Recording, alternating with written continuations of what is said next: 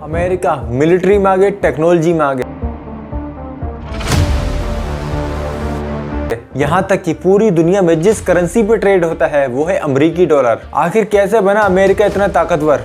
हिंदुस्तान का इतिहास सदियों पुराना है, लेकिन फिर भी अमेरिका हिंदुस्तान से 50 साल आगे कैसे है? वो कौन शख्स था जिसने भारत की खोज करते करते अमेरिका की खोज की? ये सभी बातें जानते हैं आज की इस वीडियो में।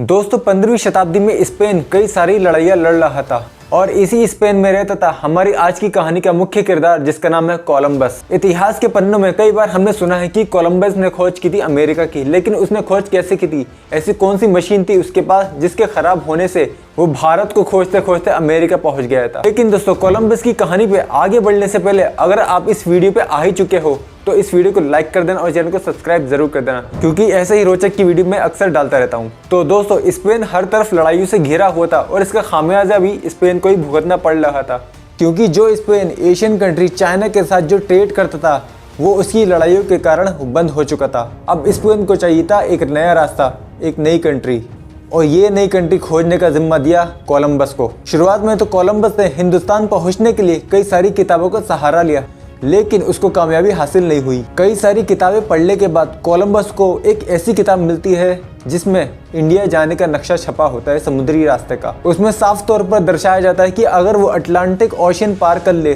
तो वो इंडिया पहुंच सकता है। लेकिन कोलंबस की किस्मत को कुछ और ही मंजूर था, और फिलहाल वो दिन भी आया जब 3 अगस्त 1492 को कोलंबस अपने 3 जहाजों के साथ हिंदुस्तान की खोज के लिए निकला। रास्ते में कोलंबस ने कई सारी किताबें पढ़ी, लेकिन उनमें से कुछ किताबों में कोलंबस ने पढ़ा कि हिंदुस्तान मोती, मसालों और सोने के खजानों से भरा पड़ा है, जहां पर राज होता है मुगलों का। अपने 45 दिन के सफर के साथ कोलंबस के साथियों को निराशा होने लगी कि हम हिंदुस्तान पहुंचे भी या नहीं पहुंचेंगे। उन लोगों को शांत करते हुए कोलंबस ने यह कहा कि हम 1 हफ्ता और चलेंगे, अगर अब भी हमें हिंदुस्तान नहीं मिलता है तो हम वापस लौट जाएंगे स्पेन। 2 दिन के बाद कोलंबस को आसमान में कुछ पक्षी नजर आते हैं, जिससे वो अंदाजा लगाता है कि जमीन आसपास ही है हमारे। और वो दिन आता है जब धुएं को चीरते हुए कोलंबस का जहाज एक जमीन पर पहुंच जाता है। कोलंबस समझता है कि हम हिंदुस्तान पहुंच चुके हैं और वहां के आदिवासियों को देखता है, जिनको वो नाम देता है इंडियन, रेड इंडियन।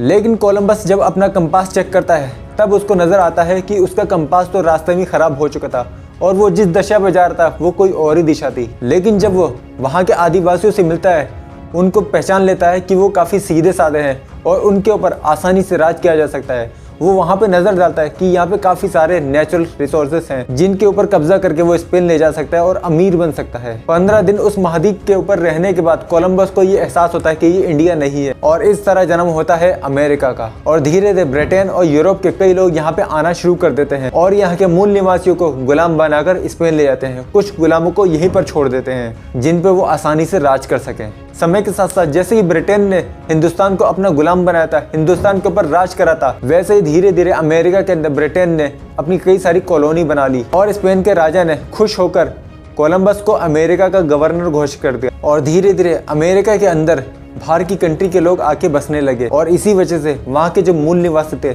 जिनको रेड इंडियन कहा जाता था, वो खत्म होते गए। दोस्तों, इस कहानी में ये तो साफ नजर आता है कि हिंदुस्तान ही सिर्फ गुलाम नहीं था, अमेरिका भी एक टाइम में गुलाम हुआ करता था। लेकिन आज जिस तरीके से अमेरिका सुपर कंट्री बनकर उभरा है, उससे साफ नजर आता है कि अमेरिकी लोगों ने काफी स्ट्रगल किया था आज़ादी के लिए। आई होप दोस्तों आपको ये जानकारी पसंद आई होगी। अगर जानकारी पसंद आई है, अगर वीडियो अच्छी लगी तो चैनल को सब्सक्राइब करिए और वीडियो को लाइक जरूर कर दीजिए। मिलते हैं दोस्तों नेक्स्ट वीडियो में, तब तक के लिए जय हिंद।